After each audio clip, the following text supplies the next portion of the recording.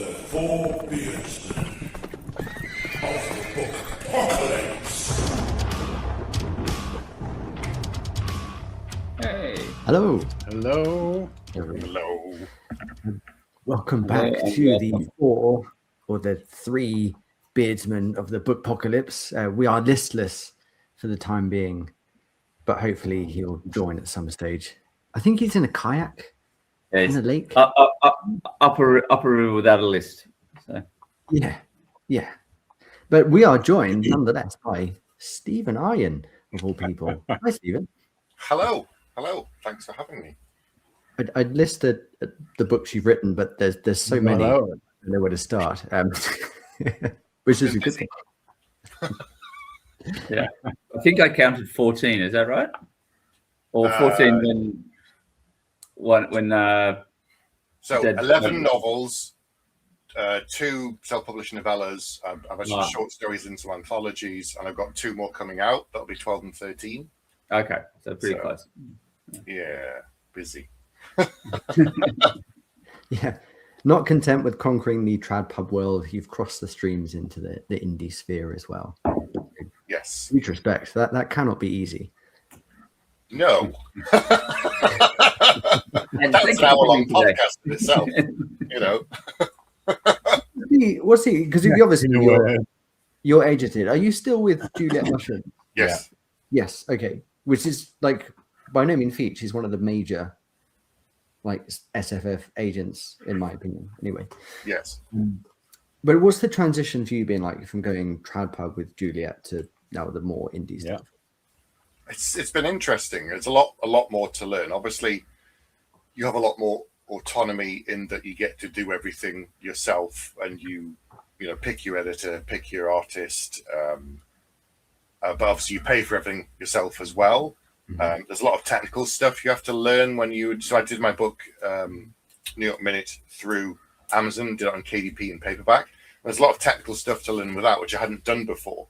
So Mike Fletcher, who's an indie published author, has done loads of books. He's a friend of mine through Crystal Matan. I messaged him and said, you offer this service? And because, right, I can either show you how to do it, or I can do it for you. And if I show you how to do it, you'll know how to do it the next time. And I'm like, okay, show me. And so he literally would say, right, step 1, go away and do this. And I'd go away and do the thing. They'd email me back and go, right, now go and do this thing. Right, now go and fill it and send me what you've done. And then I'd set the margins and he'd be like, yeah, okay, that works, but I'd put them like this. So literally, step by step, he guided me through everything on how to do the technical aspects. And then when we got ready, now I'm doing the second one, I know what I'm doing. But it's a whole new kettle of fish to learn. It just requires a lot more skills. But then there's all the marketing that you have to do yourself, and setting up like a blog tour and making contact and email lists and emailing people and all that kind of stuff. So it's a lot more legwork, really. Yeah. We've had Mike on before, so he's a friend of the show, as they like to say. Yeah, he's a really good guy, very generous. Yeah.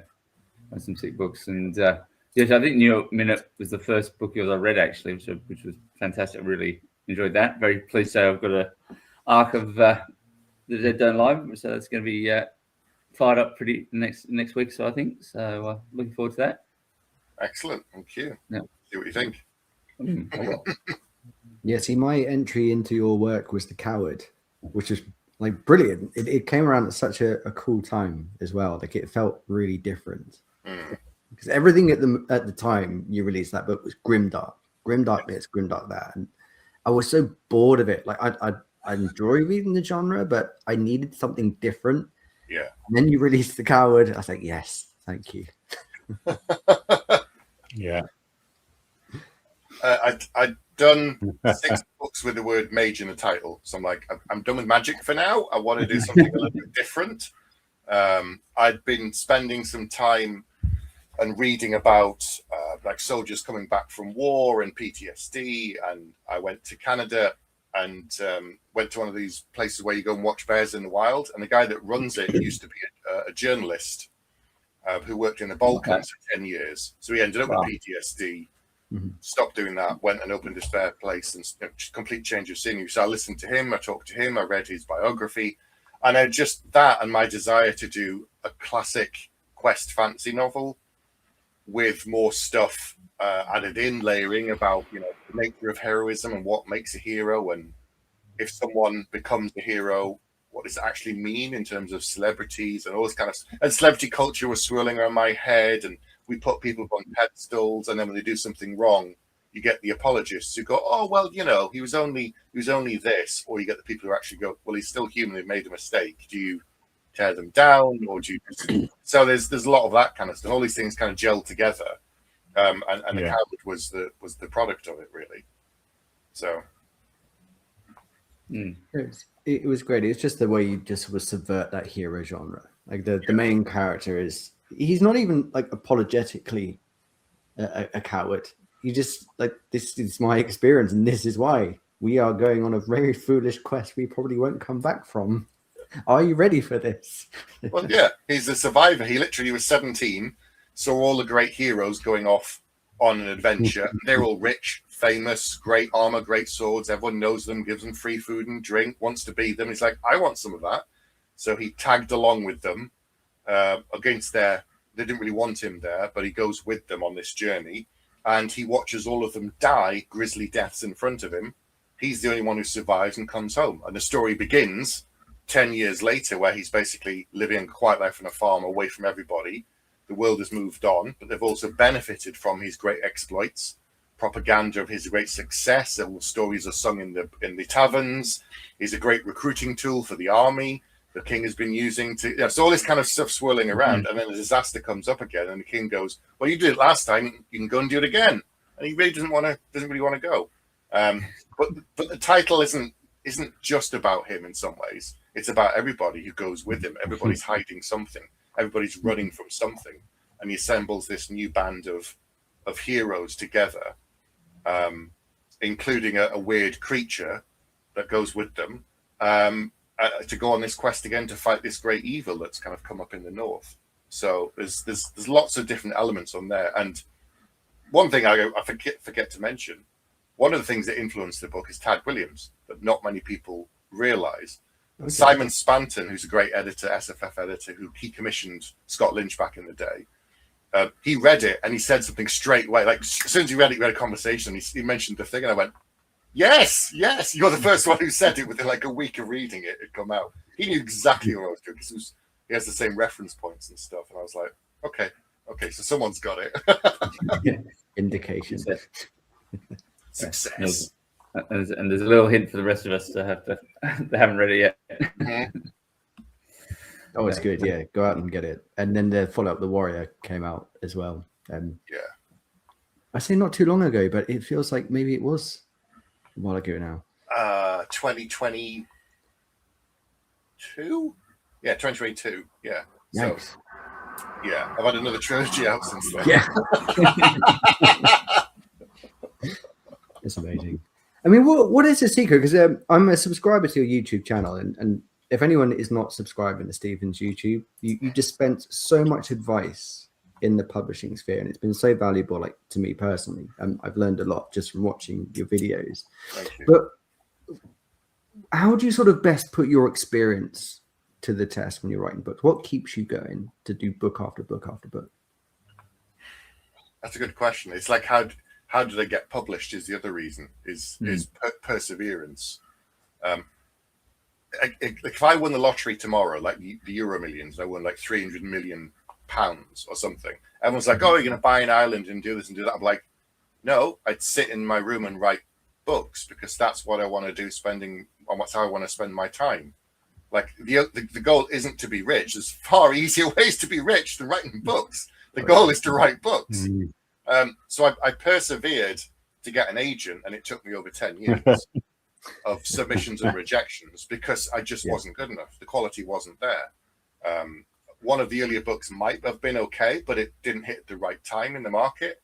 Wasn't the right thing at the right time with the right person.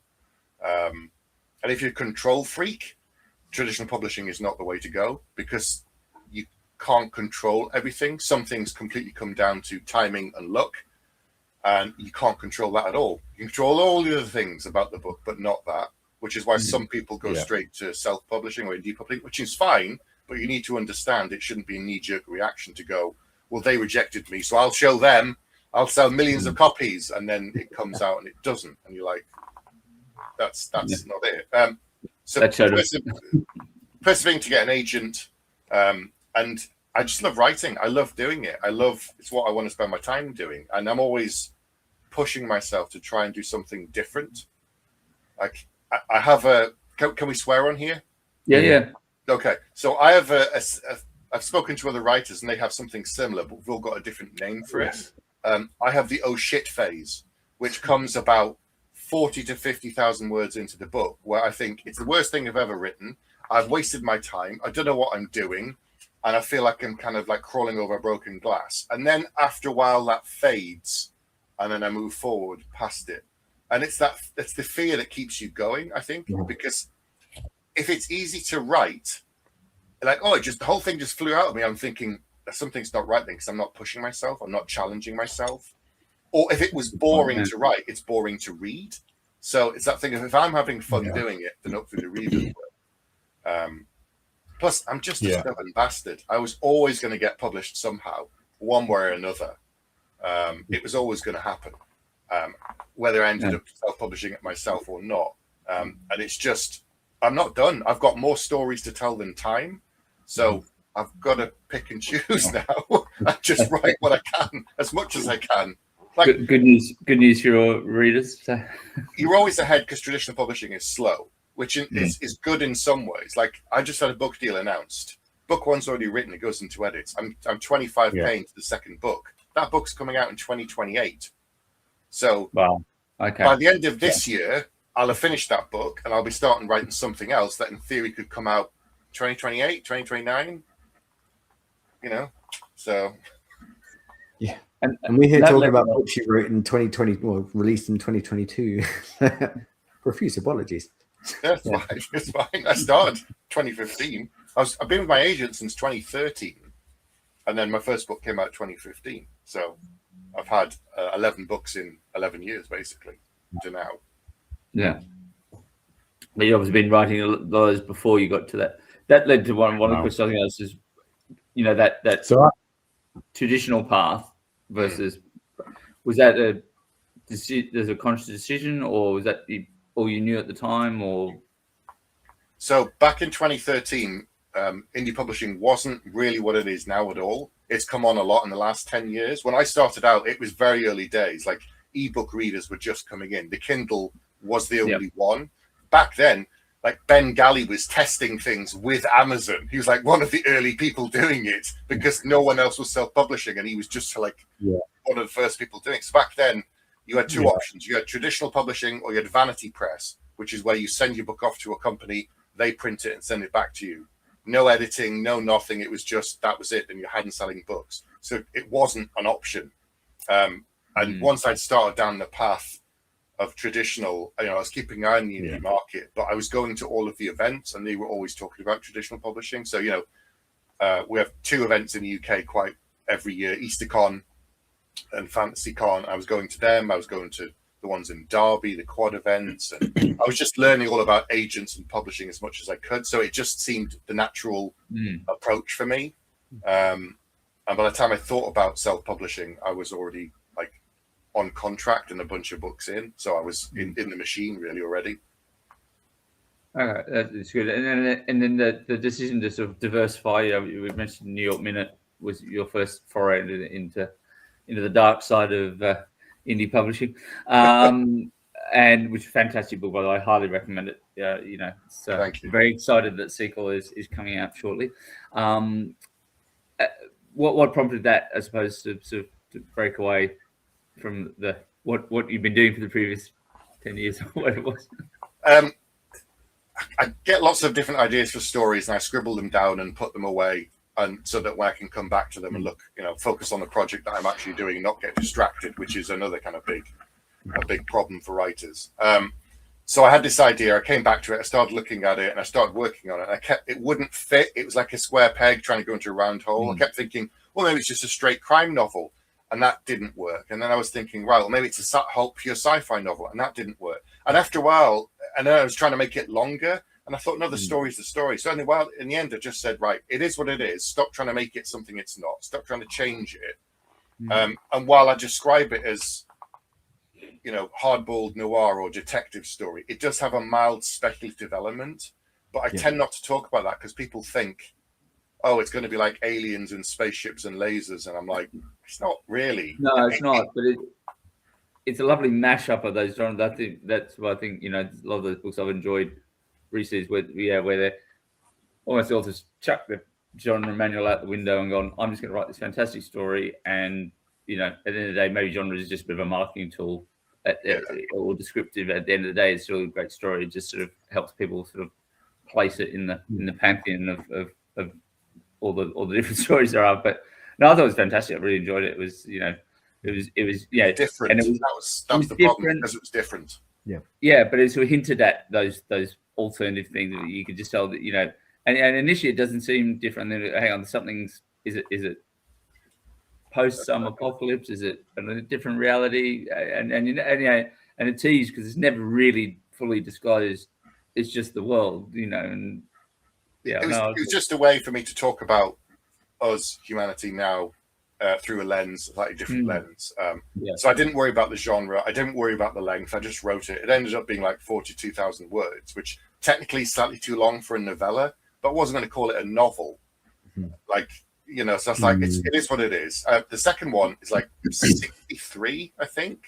The Dead Don't Lie. So that could be a short novel, I guess, but I'm just calling it like book 1 and 2.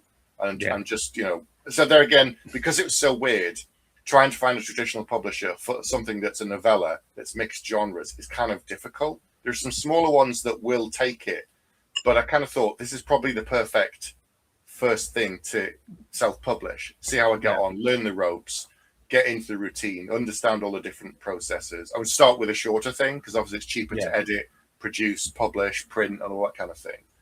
So it was a good kind of testing ground before I do like other things in the future. And does your agent play much of a role in that, or is she just content to say, do you know what, do your personal stuff, come back to me when you got the next trad book? Basically that, because I went to her with this and she basically said what I said, which is, it's kind of a weird thing. It's kind of neither fish nor fowl, and that's going to make it really hard to sell. She did take it to a couple of smaller publishers and they were like, we're not really sure what this is, which I get. Publishers in general these days are quite risk averse. So they're not taking as many big swings on any books. Like trying to sell a book that's longer than a trilogy, especially in SFF space these days, you won't get it. They just won't do it. The risk is too great. Debuts now are all kind of like maybe a trilogy, but they'd hope for standalone with series potential is the buzzword, which is do one, and if it does well, do another one with the same characters. And if that does well, do another one until it stops doing well. Because if you go, here's a 10-book series, and they go, brilliant, and the first 2 sell well, and they've signed a contract for the next 8, and they're not selling well, that's a massive loss for them. So if you do something that's so different to anything else out there, there's 2 options. They won't take it, or they'll offer you a really small advance to minimize their risk. So a smaller publisher might have taken a risk on New York Minute, but because it's so weird, I probably wouldn't have got much for it. So I'm like, you know what? I think I'll keep this one myself. I told Juliet, and she was like, that's fine. You know, learn what you can. What are you working on in the meantime? And I'd already started the next novel. And then we started talking about that kind of thing and what we do with it. And so I've done these sort of 2 things in parallel, really. Awesome.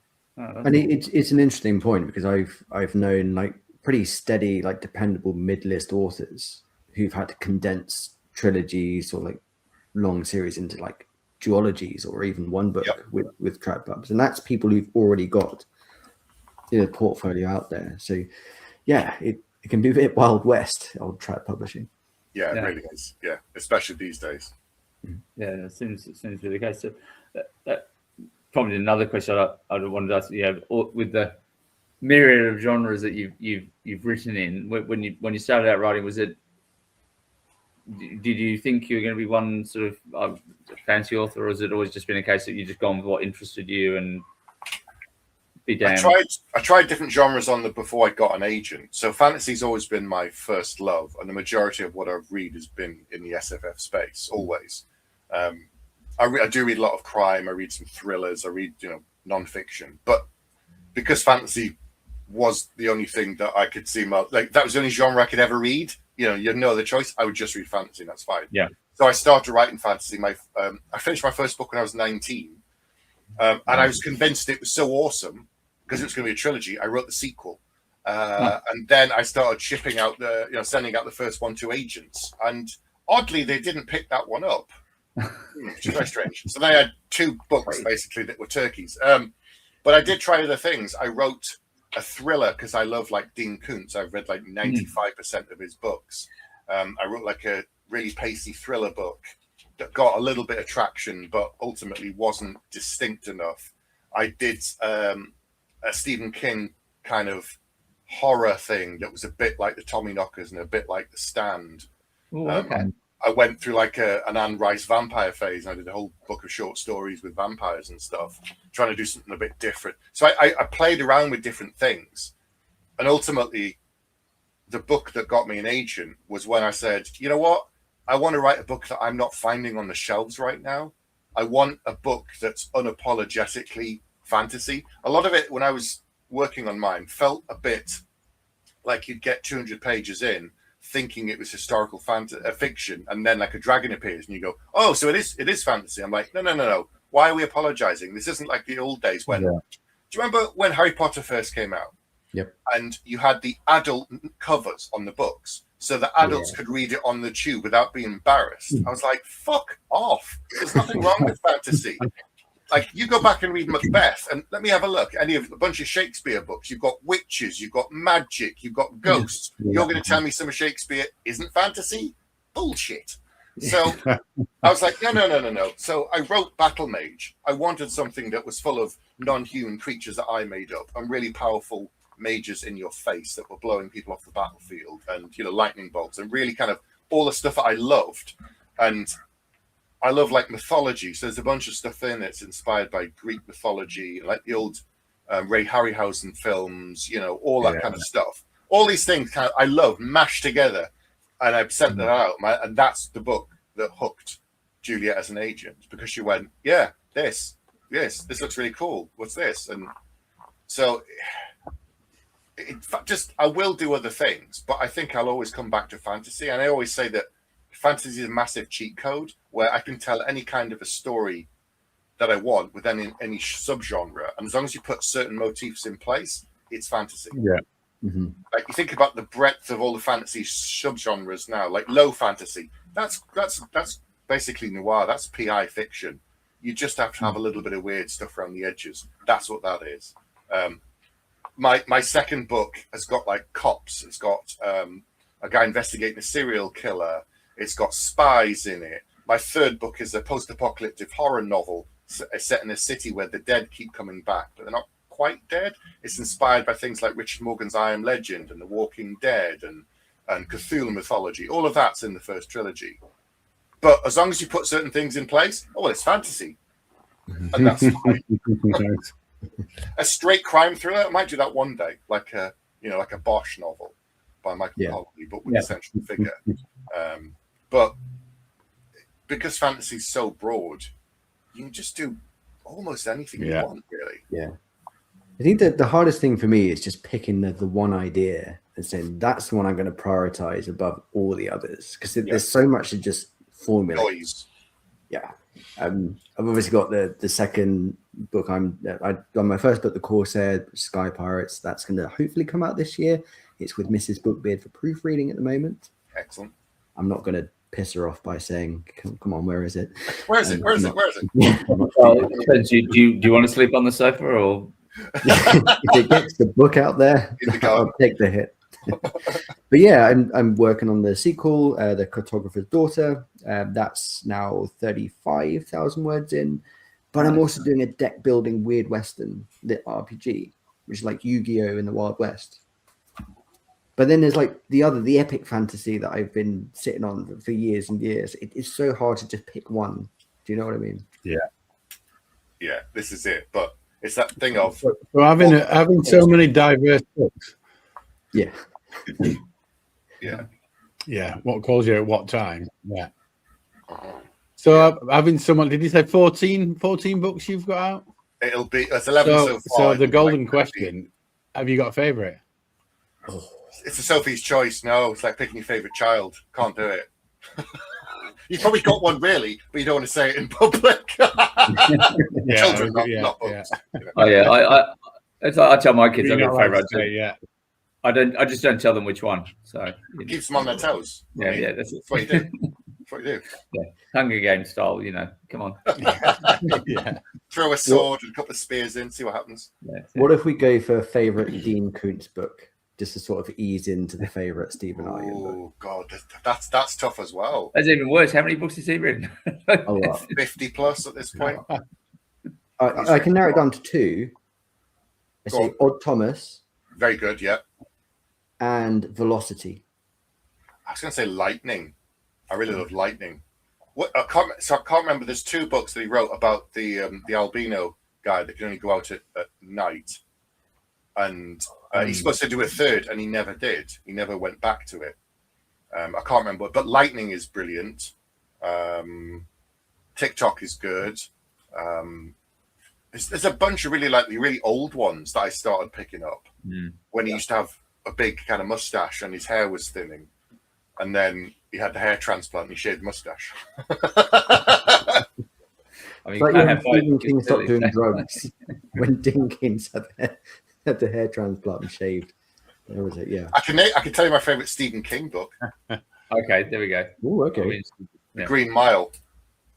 Ah. Yeah. I've got like quite a few copies, including this one. It's in a slipcase. Oh, very nice. It's a special edition from America within a slipcase version. But I've also got the originals in the 6 volumes because I read it when it was coming out in the kind of, the 6 things. He brought it out in little kind of chapbooks. So I've got my originals from back in like 1999 forward. I think it was from then when he's writing it, 26, 27 years ago. So, yeah. But Green Mile's my favorite. Yeah. I think my favorite thing is The Stand. I've read a lot of them, but The Stand still. I ironically reread it at the start of COVID because I was a bit of a masochist. Perfect timing. Yeah, seemed a good time, and largely it held up. I mean, some of it obviously, the world's moved on. There's a lot less sort of technology and that sort of thing that was, but still brilliant book. And the uncut version with the extra 200 pages, so it's really. Yeah, I'm reading The Dark Tower for the first time. Oh yeah, because I read the book one, The Gunslinger, when it came out, and then I kind of dropped off and read a bunch of other things, and then I got the box set at Christmas the year before last. So now read the first 3. So I reread 1, thinking I've read this, I'm just remembering it all, and I've read 2 and 3. So I'm pacing myself. The Dark Tower now. I feel like The Dark Tower is the Marmite of Stephen King's books. Like there's no in between. Like you either absolutely hate them or they're one of the best series ever made. I'm not going to say which side I fall on. Well, so there's 2 things. One, he said years ago, every time he'd go and do a book tour, he'd go to a signing and Stephen King would say, "Who's read The Stand?" Everyone puts their hand up. "Who's read it?" Blah, blah. And they'd say, "Who'd read Dark Tower?" And like 5 people, 10 people out the room would put their hand up. It was the least read series of his. And the other reason I didn't read it until much later is I grew up reading the David Gemmell books about John Shanno, which is about a guy in a post-apocalyptic thing who's like a Western with the stones. And I'm like, wait, people are saying it's like this? Well, I've already read it. I've already read David Gemmell. So I felt like I'd already read it. So coming and reading it now just feels like I've got a bunch of extra books about, John Shanno again all over. But it's Roland Duchesne this time. Yeah. No, it's all very good. Yeah. We mentioned it, Tom. Speaking of other books, are we up for our challenge? Oh, yeah, going to do a challenge. Okay, that sounds. Are you just feeling because I don't know if you're familiar with our little book challenge. What's the challenge? Well, yeah, he's not going to keep poking your deep dark secrets. So, so you give me a number between 1 and 70, and I will give you an element, and you need to come up with a book that has this element in it. Some are really easy, some are the opposite. Do you know what? Just before we do this, I have to say I had a Are complaint. you ready? Are you ready to be tested? I did have a complaint about this segment of the show at Spotlight Indie. You had a event. complaint. I had a complaint. I won't name who the complainee was, but the complaint was they could answer every question with The Hobbit. Okay, that was Fraser. It was not Fraser. Ooh, interesting. That's the surprising thing. Well, Okay. having looked, Okay, well, It Tommy, wasn't me you either, I'm can not being a answer having dick. this looked with at the Tommy. entire list, and the list has expanded recently. Yeah. That's not true anymore. Okay. I'd say we just ban Let's The see if Hobbit we as an can answer. nullify that complaint. Okay. So, yes, give me a number between 1 and 70. 20.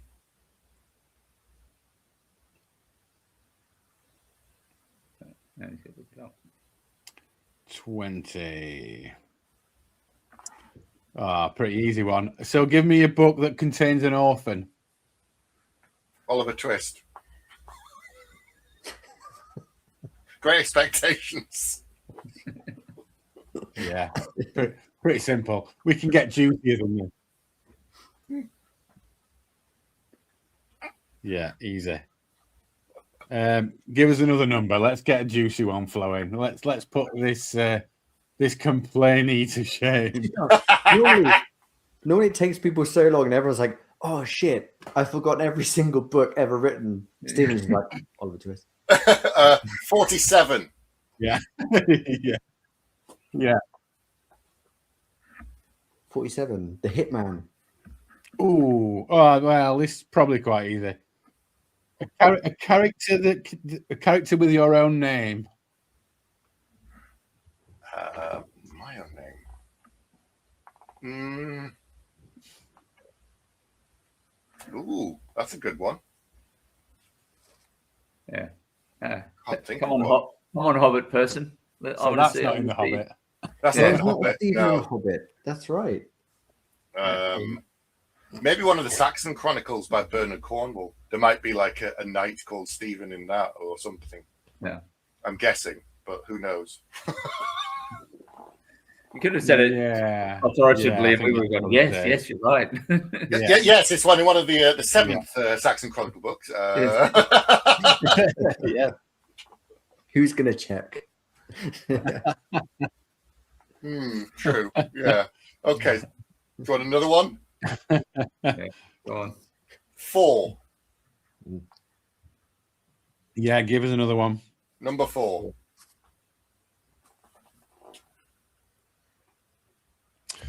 Number 4, a servant who kills their master. Angie Kills the King by Evan Lycombe that came out last year. It literally is chapter 1. It's not a spoiler because it's the whole point that kicks off. Nice. This young servant girl serving this king thinks he's horrendous, thinks the world would be a better place without him. So she stabs him in the neck and kills him and then runs away. And then it's a book about, well, is the world better off and why did she do it? And was she the right person to do it? These people are chasing her across because there's a bounty on her head. Excellent book. Excellent book. So I'm waiting for book 2, which will be next year, Angie in Shadow. And it's quite a simple tale, but there's a lot of really cool things in it. And the world building's really good. And I've spoken to Evan a few times about this book. So yeah, definitely check out Angie Kills the King. Oh, God. Yeah, Nice. very well. We like a recommendation as well as a challenge. Mm-hmm. Yeah. It's a double win. Double win. Excellent. So what's Well, that? That's number 3. So let's do 5. Give us 2 more. Yeah, that's Okay. 22.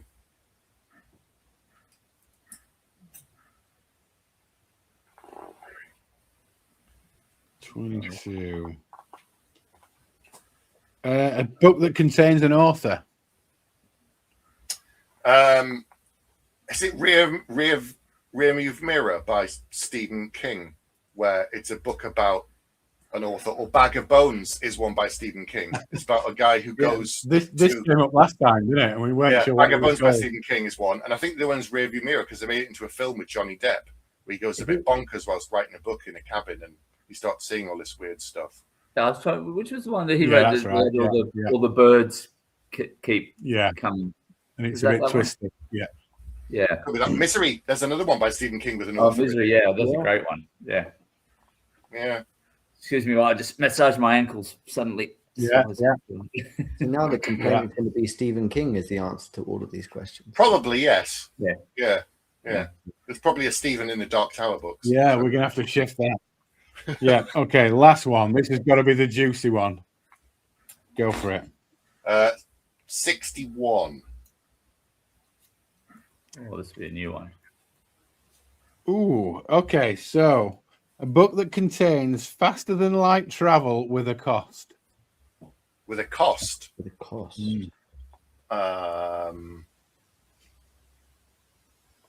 it's to do with time, I guess. You're how far away from. Hey. Well, Chris Rocchio books, The Sun Eater, has faster than light travel, but it's that thing of where if you've been away and you come back, how much time has actually passed? Like you could be gone. Yeah, it's a really huge universe. Yeah, and they put you into sleep basically. So like he ends up being hundreds of years old while a lot more time has passed around him. Yeah, because he's just been in like frozen sleep, essentially cryo beds whilst it travels. So yeah, that's another great series which I finished last year. The Sun Eater books by Christopher Rocchio. Yeah, I've not finished it, but it is you're in for a treat. Yeah. That reminds me of, I think I'm at book 3. I think I've got loads to come. Mm-hmm. But that reminds me, speaking of David Gemmell, my favorite David Gemmell book, and don't get me wrong, they're all brilliant. Echoes of a Great Song. Yep. Do you know that? Yep, I remember that one. You know that book? So I'm sure, I mean, it's a long time since I've read it, but isn't there a crime and punishment thing where they take time away? If you get in trouble, you get time removed from your lifespan into some crystal. Is that right? Maybe. There again, it's been like 20 years since I read that one as well. Yeah. I think you're right. Yeah. Nice. Oh, some good additions to our... I think we can say you passed the challenge with flying colours. Yay! Just the speed at which he could answer those questions. Yeah. It's the genre I love. I've just been soaked in it for, Yeah. decades. Oh, no, it's a skill. I put this to the team I chatted to last week, and there's a few bit of head scratching. And can I check my Goodreads? But in Anna's defense, she has rated 600 books on Goodreads, so I thought it was a bit mean to say no, you can't. No. I mean, like the whole FOMO party just froze. Yeah. It even we got there, even through the great P.L. Stewart had to pause for thought. So it's nice. I also feel the pressure's off David Liss. He doesn't have to raid through Stephen's bins to come up with some professional research. I forget. Well, we know what book David always says anyway. It's not The Hobbit, but every time he brings it out. But it was all good. So another question I had for you, Sam, was just you mentioned Tom. You mentioned about Stephen's YouTube channel, and you wrote your book, The Good and Bad Advice About Writing. What prompted that, and my dog would shut up. Sorry, apologize. I just sort of how did that come about, and sort of motivations behind that? So I started doing the YouTube channel. I think it started around COVID time as well, because I missed going to events and talking to people, and I found the YouTube channel a good way to talk to authors and interview them and chat to them, because we couldn't go and do it in person. And the other reason I started doing the YouTube channel is that there's so much bad advice out there, it pissed me off. Like a lot of it was lies, just absolute lies about traditional publishing. I literally go on and just debunk other videos. And so I thought, given all, I've been all the stuff I've learned, be a great way to put it into one place. So there's a couple hundred videos on there, but I also wanted a way that if you're not, on social media or you're not on YouTube, there's a way you can just go away and learn from it. So I did a bunch of articles I'd done in other places, and I kind of just collated it all together and just thought, all the stuff I've learned, all the lessons I can pass on, all the mistakes I made that I wish I'd known beforehand. And it's just a bit of like paying it forward, because I had people help me along the way. And so it was just kind of doing some of that, some stuff from the videos and some lessons that other people could avoid, pitfalls and things. And then again, it was like my first thing that I just like bashed it out on ebook on Amazon, and it's still ticking along. So nice. I want to go around the panel. I want to know everyone's best, worst literary advice. I think DB can come up with something good. The best, worst advice. Yeah. So I'm going to go to a bit of a pitfall I fell in when I was asking the internet about writing as women, and it went terribly wrong. It was a very black and white. I got called a misogynist. I got thanked by women across the universe. It was very divisive. But I basically wanted to ask women if there's anything that I will probably get wrong as a man, and I meant to do it really respectfully. And I got advice that really shocked me, like, don't describe characters' breasts first. Things like that. Like, what? Well, like, obviously you were going to do that. I mean, that's what I was going to do, yeah. And delete. Oh, Control F, breasts. Yeah. and it's a novella now. It was insane, and the amount of exposure I got to people putting up samples of men writing women badly really blew my mind. So ever since, hopefully I can write women, but we'll find out. But that was a scary time, a scary sort of post that went infinite. So I did ask a guy, he's a creative writing lecturer at a British university. And I said, like, how do you write women? And he said, just write a guy and say it's a woman. I thought, okay. Okay. Right. That's good or bad advice, but there you go. No. Take.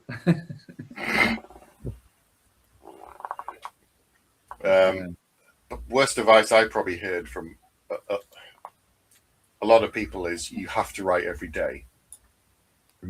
I kind of hate that because it's not realistic for lots of people for many reasons. It just kind of annoys the shit out of me. Like, not everybody can just sit down and take time out every day. Yeah. And while you do have to give up something else in order to have the time to write, I think writing every day can become destructive. It can become a cycle of self-hatred. If you set yourself a word count, you don't beat it. And then the next day, but right, 500, I didn't do my 500. So today I'm going to do 1,000. And then the next day I didn't do that. Tomorrow I'm going to do 1,500. And it's like, and if you miss a day and something happens, or it just becomes this kind of self-flagellating cycle of punishment. Yeah. And if you're tired or you're burnt out, so writing every day is horrible advice. There are some people that can do it, great. For most people, it's unrealistic. It's bad advice. You won't be more productive. You'll be less.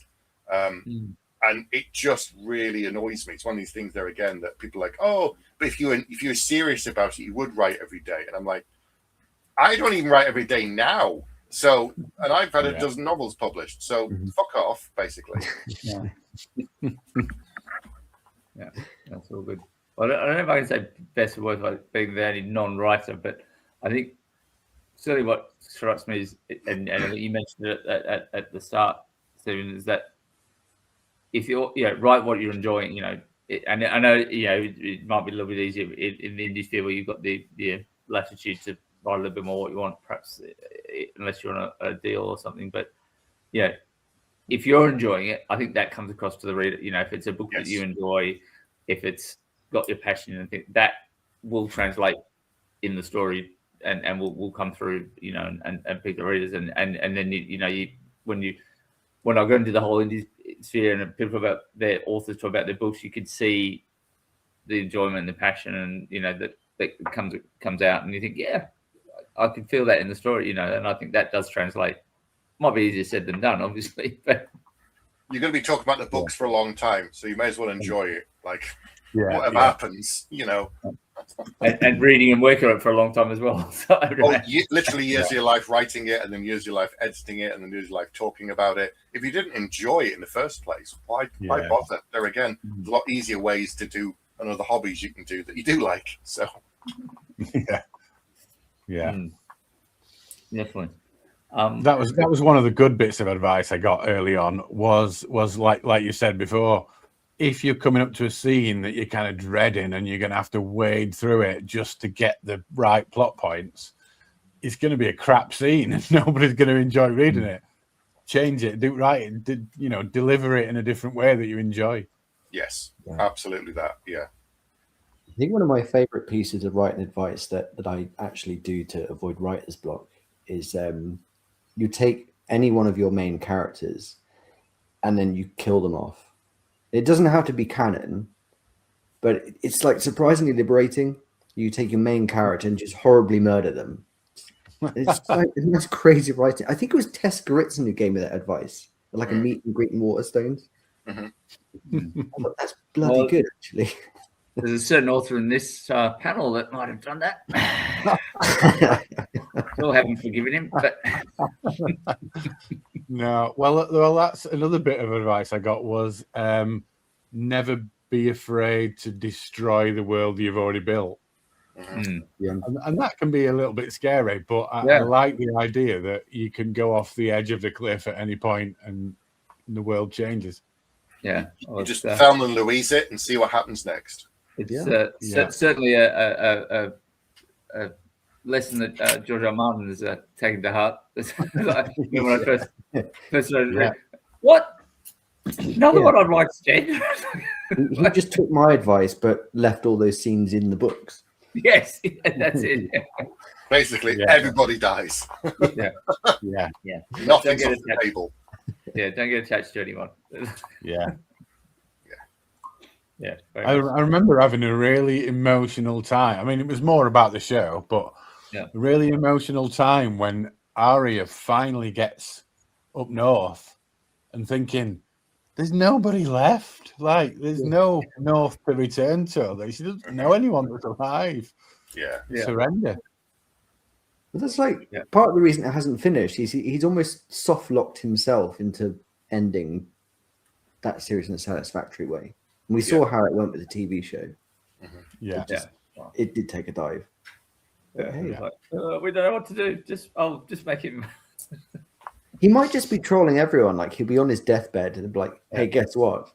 Here's the final 2 novels. Fuck you, guys. I finished it 15 years ago." When that'd be like, okay, touche. I won't be around to see you moan about it. Dear George, nope, not reading it. Or screw you go.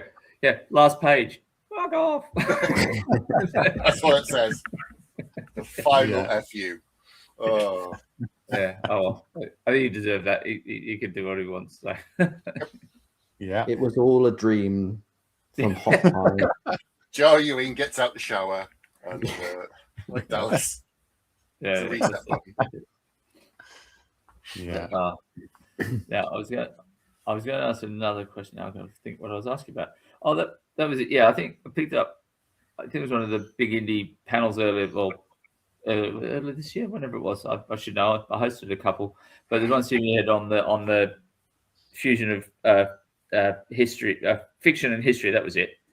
And one of the things there was or I suppose points that everyone agreed on was that in regards to historical fiction, that it was better to have. It had to be a good story over historical accuracy. I mean, I'm paraphrasing, but and obviously you've had some historical fiction, and did you feel under pressure when you're writing that to be accurate to a degree, or was that did you give yourself latitude? If I was doing it again, I would do inspired by, as opposed to being historical. So you could do something like, you say it's based upon. So actually, that's a good point. Jackson Ford has done the Bone Raiders, and the second book, which I've just got a copy of, Sisters Lizard, is based on or inspired by Mongolia and Mongolian culture. It's not set in a specific time period. My last trilogy is set in 1260, starts in 1260, and the first book is fairly historically accurate up to a point. In terms of all of the main events are historically accurate.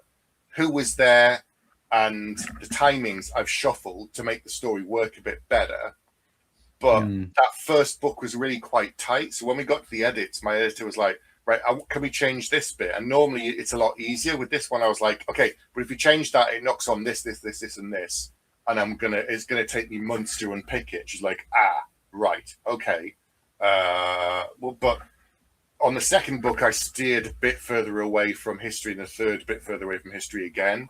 But it was like turning one of those massive tankers. You can't do it too quickly. Because a lot of the characters are real people, but only some of them are fictional people. I had that right from the beginning. So that was a real challenge. It was a real kind of issue. I was dancing between the raindrops of history whilst changing some things, but also I felt the pressure of not making it radically different. Whereas Jackson could have giant fire-breathing lizards in book one. And you're like, okay. Because it's not set in 1260. It's not set in Mongolia. It's set in, this land that he's created that's similar to. So I kind of made a bit of a rod for my own back, but there again, it was a challenge, and I wanted to do something a bit different. I hadn't done before. So it was quite a lot of work and a lot of research. I wanted it to feel accurate to the period up to a point, and beyond that, I just point to the spine where it says fantasy. It can be an intensely difficult genre to write in. Like I felt like my book was like the story of Blackbeard and Stede Bonnet, and I couldn't just manipulate it enough. I was like, it's either going to be a textbook or it's got to be fiction. And I just decided to go the fiction route. I think it can work well. I mean, I've read. Oh, it's not out yet, but I've read the second. But the Undead Samurai, but the Tease wrote, and I have read the sequel, but I'm not sure when that's coming out yet, so I probably can't say too much about that one. But again, it's feudal Japan. A lot of the characters in it are real, actual, samurai and people like that from the time. Now, obviously, there weren't zombies walking around in feudal Japan that we're aware of. That we know of. Maybe British know something we don't, and then there was, but it worked quite well because it had that feel of feudal Japan and the sense of honor and all that stuff, but obviously with that twist element to it. So I think and anyone that comes up, that's not accurate. It's like, were you not reading the story? It's like, did you not see the zombies? Did you? Did you know it's not the zombies? I feel like when you call your book Undead Samurai, there's a suspension of sort of disbelief where you can get away with pretty much anything. Well, it is on. It does say it on the tin, so you shouldn't go in with any. If you pick up Undead Samurai and decide to be offended by any historical inaccuracies, again, judge the book by its cover. It's But I'm sure that someone has. I still got complaints from historians. So really, and I'm like, it's fantasy, dude. I'm not writing a non-fiction book about this period. There's plenty of those. Go and read them. And probably complain about them as well. Probably. Or quit complaining and write your own book. That could be another. There is that too. If you want to see it, you want to do it right, go and do it yourself. Exactly. Yeah. Now I left field, Chris Vision, but I'm going to jump into it anyway. Now, in the limited research, and I would say research with a small R as opposed to the big R that Mr. List does. You're a fan of real ale, I understand. It's a very good beverage. Not a lot of it in Australia, but there is some. If you had to pair a drink with your books or series, what would you choose, and maybe a bit of wine? Well, for the trilogy that's just done, the Mongol inspired one, I do like multiple drinks because this is true. This is how bizarre the Mongols were. One of the Khans died from gout, right? But he had, I think it was a French engineer, construct a fountain in the capital city that had 3 or 4 bowls, 3 or 4 mouths that came out, and these bowls that captured the water. Except it wasn't water. One of them had wine, one of them had whiskey, and one of them had like arag, and another one. So this fountain was constantly churning alcoholic drinks out, and you literally just go up to the fountain and fill your glass, and then go and try something else. So maybe beer, maybe arag, which is their kind of like fermented mare's milk that all the Mongols used to drink. Maybe whiskey. So you can have multiple drinks to go with that one, really. Yeah, I like it. Did this fountain like all merge into one like real nasty cocktail? No, separate pools full of drinks. Okay, and this is real. First, I'm like, hang on, this can't. No, he actually paid for someone to do this and have it built right there. And I'm like, wow, that's kind of special. Yeah. That's a good flex. I feel like we needed one of those like in the authors section at Spotlight Indie. Never mind coffee and tea. Just one of these Mongolian fountains. Giant fountains that pours drinks in an endless cycle. Well, that there we go. That's you've got time to Holly. 2 years' time, we need a Mongolian drinking fountain. The panels might get a bit lively though. Be a lot of fun. It'll certainly be a lot of fun. A lot less sensible, perhaps. Yeah. There we go. Oh, that's a good question. You find yourself fun. Oh, she's listening. It's on the list. It's on the list. Thanks. Brilliant. That's how we can tell that Fraser's hijacked the account and not Holly. Yeah. Yeah. Yeah. Oh god. Yeah, do I tell them if you're alive 300 years? Yeah, probably. I'd probably be that guy. Yeah. I think you find I think it's a great idea though, like pairing real ale with your books. Yeah. Pick different ones. Yeah. I want to know what DB would pair with Callus and Crow and Residuum. See, I would normally take 3 hours to decide something like this, but I was instantly thinking chocolate stout straight away. Nice and dark and irony, but with a bit of sweet, bit of fun as well. Not too dark, but you can't get through a pint. That sounds nice. I'm quite proud that I've decided something so quick. Didn't have to think about it. That could have been months. But you haven't said which book. That's true. Well, I think they both got the same. Well, maybe, perhaps Residuum's a bit less stouty and a bit more like a sour. Just a bit more. It's not quite as dark, but it's got plenty of magic swirling about in there. But it's nice and sweet as well. A plum porter. There you go. Oh yeah. Titanic Brewery plum porter. It's a little bit of fruit, a little bit of zing to it. I like that. Yeah, but with substance. Yeah. Yeah. Nice. That's a good shout. What about the Corsair? I mean, it's obviously rum. Well, yeah, you kind of get a bit of yeah. A nice crusty juggler, dark rum, dark spice rum. Yeah. From Cornwall. Although most of that book was fueled by drinking Elijah Craig bourbon. So, John Douglas has joined us. No, I always say Elijah Craig because it's an amazing bourbon. Most of my editing and writing of the Corsair was done fueled by that stuff. It's my secret power as a writer. Okay. Yeah. Fair play. Isn't there is there fine balance? Because like, where'd that word come from? We look like Oh yeah.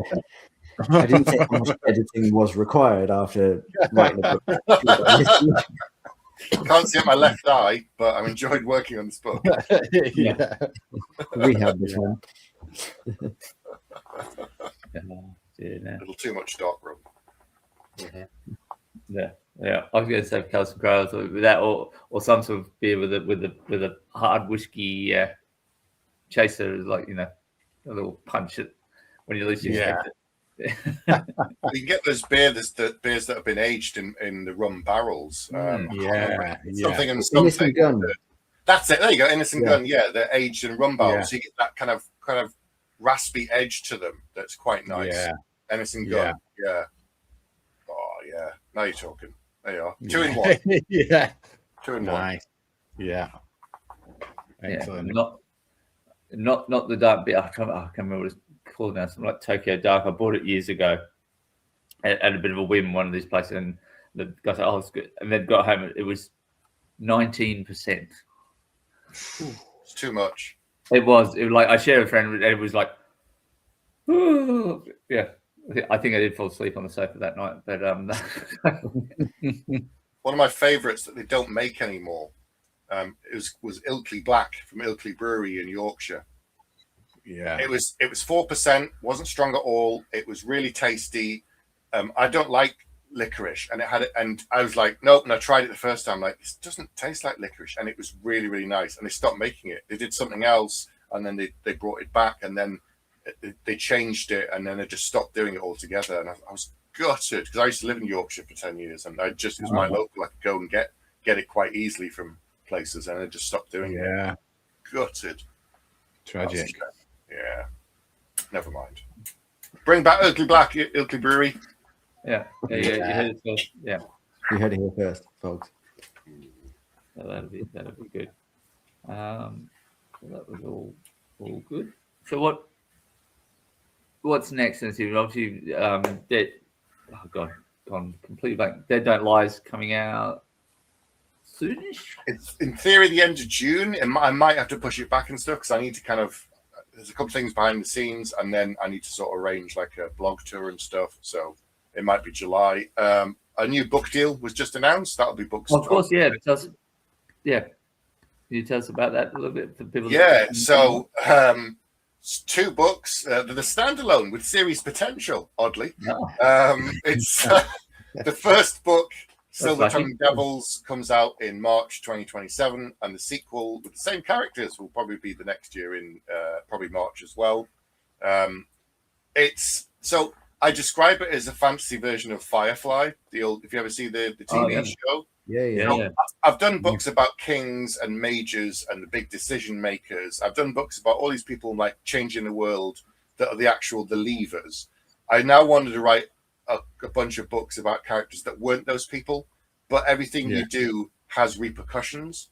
So in the book, there are 5 groups that are only in the world that are only allowed to use the title mercenary, and they're kind of like celebrities. And we follow one group who are called Winter.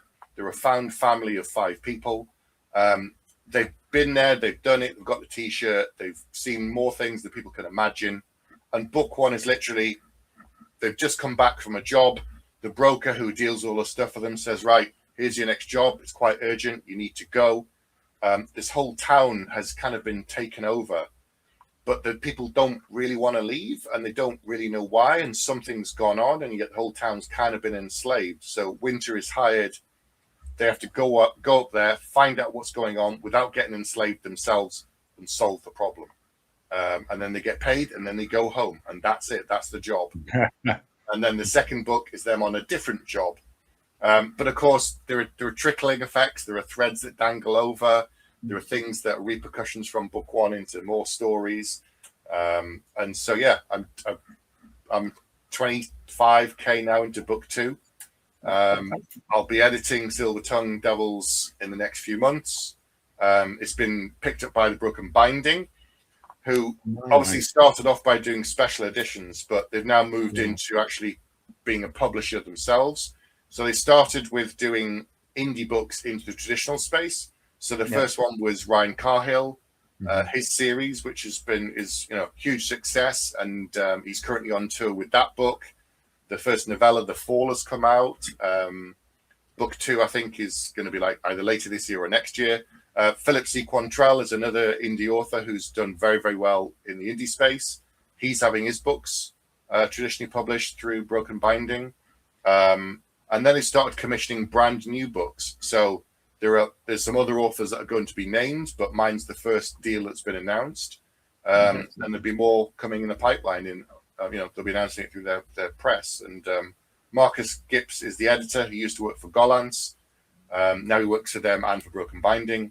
And so, I'll be working with Marcus for the first time. I've known Marcus for like 20 years at this point, probably. And I've seen him at conventions for tons of time, but I've never worked with him before. So I'm looking forward to working with him and working on Silver Tongue and then the sequel. So nice. That'll keep me busy. Yeah, excellent. Well, we know where you'll be and what you'll be doing, so that's good. Yeah, you're pretty local to Broken Binding, aren't you? Yes. So I'm not far from Birmingham, and they're sort of down near Redditch. So it's like an hour, probably an hour to drive from here. So they're getting a physical store as well. I saw they're opening their first physical bookshop in Stratford upon Avon. It's a big tourist town, a lot of foot traffic, a lot of people coming to see Shakespeare's home and walk around town there. So it's going to be opening in the summer. We don't know well. It might be July, it might be August, but they'll obviously announce it everywhere, and it'll be a big opening. And people are like, I'm coming over to England on holiday. I'll make sure I stop by. And I'm like, all right. So it'll become a destination for people, I guess, a reason to go to Stratford if they weren't before, which is a great idea. And when Stephen has released book 2, you'll be able to find him by the Mongolian drinking fountain at Spotlight Indie 2028. Yeah, basically, I've set one up in the back garden. You'll just see me. You just set one up on your author stand. True. Yeah. I'll get a lot more visitors at that point. Yeah. Bring your own cup and enjoy a drink. Yeah. See, I was so woefully underprepared because in my first ever convention, I did not know what I was doing. I stupidly took 30 copies of my anthology with me. And I took the train. I didn't even drive. I thought, I'm so smug and so smart taking the train. Of course, there were industrial strikes all weekend. And it was hot. It was awful. But yeah, I did not sell 30 copies. But that's all I had on my table was just me and a book. Yeah. But it was relatively effective. But yeah. Next time I have the fountain, that'll help. Fountain. Yeah. And you've got your marketing beard, so I did have a marketing beard. Yeah. Like, which one's Tom Bookbeard? Let me guess. I did point to the back of the book and say, "Can you guess which author I am?" Nope, no clues. No, come on. Yeah, help a man out. All good. No, I think, guys, we always have we've got sort of a couple of favorite questions that we'd like to ask our authors towards the end, whether it's I think I was originally thinking brown paper bag, but I'm thinking cage match. I think that's always quite. What do you reckon? Yeah. I think brown paper bag is too difficult because it's going back to asking Stephen to pick a favorite book that he's written. Yeah. We need a few more real ales in him before he'll do that. True story. Not watching public. We will get an answer out of him one day, but it might take a couple of rounds with the Mongolian drinking fountain to get to that. Yeah. So watch that space. Okay. Yeah. Okay. So we had the cage match question. So Tom, you ask it better than me. I'll let you ask it. Okay. So author cage. You're only asking this because John Douglas is in the chat. Well, we know his answer will be. So. He's the most cage matchy author that there is. Okay. It's the author cage match. You can choose one opponent, author, live or dead, no holds barred. Only one person leaves the cage. Who is your opponent in the cage match? What I think I'm going to beat. Well, you don't. You can have any motive you like for your choice. I chose Mark Twain just because I thought it would be cool, but I do fully believe that Mark Twain would kick my ass. Well, you see, I'm quite tall, so I've got quite a lot Yeah. of reach. So True. you know, I'd, to make it a fair fight, I'd have to pick someone who's much taller than me, or at least as tall as me. You know, and I'm the president of the Tall Fantasy Authors Society. That's So- I'm pretty sure I've heard that. So. Yeah, there's a minimum height requirement of 6'2" for men and 5'10" for women, and there's quite a few members in there. You know, but I'm not the tallest in the society. So I'd probably put Jay Christoph in. You know, Yeah. the dude's like 6'7" ish. Yeah. And I'd probably just keep ducking and weaving and just ask him lots of questions about writing his books and so just tire him out. Be like, so when you were working on Empire of the Fire, no, wait. Anyway, so what was you working on, and how? I just wear him out, right? Get so frustrated. Just keep mentioning Dave Dave Grohl. And then when he sits down on the floor, like, right, now we can have a conversation about writing. So, where did you get started? What were your inspirations for this one? There you go. Go, Jay Christoph. Yeah. Excellent. Nice. I like it. Very good. Is he the tallest in the society? Yes. Wow. He's the biggest. Like coming in second, you've then got like Dave Ragg and Ian Green, who are like 6'6". Is Ian Green 6'6"? Ian Green's Wow. immensely tall. So is Dave Ragg. Wow. Then it's me at 6'5". Then it's like Ryan Cahill at 6'4". I'm about to say I have met Ryan, but yeah, You've got Justin Lee Anderson at 6'3". In terms of the women, you've got people like Ella Lamb. She's about 6 foot. You've got Sarah Larifi. She's 6 foot. Gemma Moore, she might be 5'10" in heels. Let's say that, but she's very tall for a woman. yeah. There's a lot of tall boys out there. Quite a few tall girls in terms of fantasy. Samantha Shannon, she's probably like 5'11". She's a very tall woman too. So Wow. I'm desperate. I'm saving Priory of the Orange Tree for like when I've got a break and I've got a holiday. I can just sit and focus and read that book. Yeah. Just get cracking on it. You know, one of these ones we can't like read 2 pages and put it down and read 2. Like no. Some books you can just kind of read in small chunks, and other things like I want time to soak into it and read it. So It's a book for the bottom shelf of the bookcase. it's a beast. It's a beast of a book. Yeah. Yeah, excellent. Okay, all good. So, if they want to track down your books and learn more about you, where's best for them to go? My website is good. If you want signed copies of any of the paperbacks, the best place is the Broken Binding. They've got their special website. There's all the specials, but they've got the normal website too that does like paperbacks on everything, like a Waterstones type book. And every now and then I go in because they're only down the road, and I'll sign a bunch of stock of their paperbacks of all my stuff. In terms of social media, I'm only on Instagram. I used to do other things, but I kind of got bored, and also you're splitting your time too much. So the best place to find me is Instagram. Cool. And I just kind of drift around there quite often. My YouTube channel is still going. I basically stopped doing videos, but there's a couple hundred videos on there. So if you want writing advice and to hear me talk to other authors, there's lots on there. So yeah, that's a good place. Awesome. Well, thank you very much, Mark, for the time. And the sun has finally risen in the southern hemisphere. So I like how that's our benchmark now for like it's now time to finish the episode. It's like the sun has come up in Australia. my children, the sun has set, and I feel like the end of Teletubbies, you know. Yeah. Beautiful. Yeah. The large babies are just, oh, wow, what have I been drinking? There's a giant baby in the sun. Yeah. Okay. On that note, I must go have a lie down, I think. I think so everyone go, check out Spotlight Indie as well. We're sort of giving them a break this weekend, taking over as usual. We've got a host of guests. I don't think we've organised any dates for our next couple of dates, so but watch this space.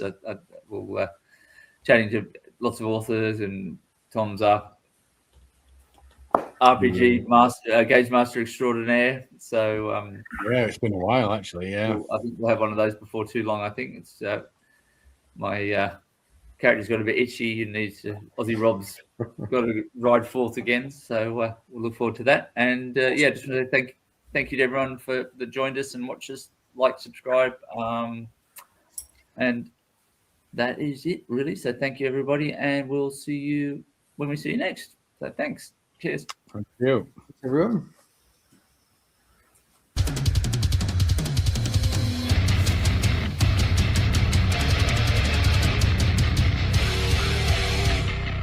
You've been listening to the 4 Beardsmen of the Book Apocalypse. Like, share, and subscribe for more.